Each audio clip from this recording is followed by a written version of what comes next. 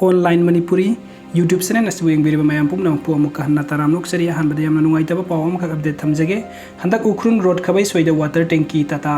ama steering fail oi badagi lesabi ani na activa thauduna lakpada tata aduna thomge tawbada Ajmer Allies Boboy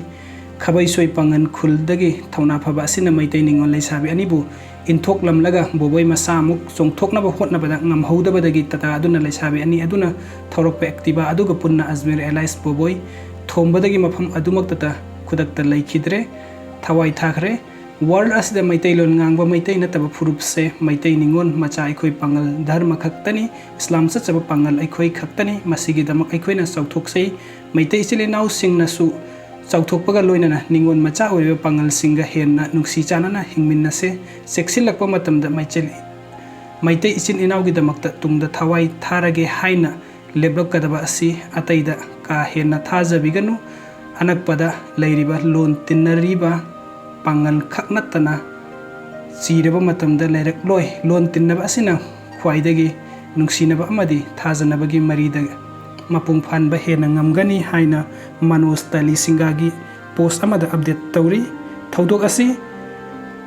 April 12 2016 da thokiba thaudok ni haina su phongdok piri atop update amana ukhrulada sakhangdabasingna meeoi ama nongmeina kaptuna hatlamle sakhangdaba meeoi ani na pukhiba nupa mangarang midang oiram pung mari gi makhai taba matamda ukhrun police station gi manung sanba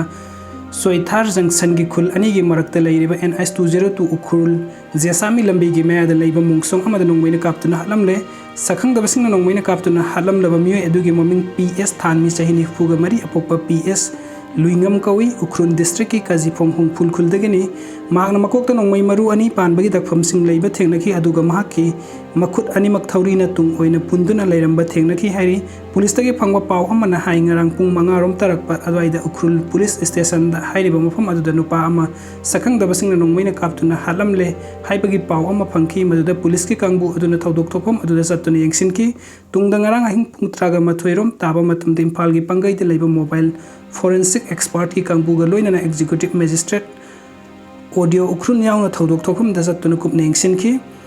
madugi matungda asi baksang adu ukhrul district hospital mokta postmortem gi damakta purakhi amorom da imung manungi dagi phangwa pawgi matung inadi leikhidraba thanmi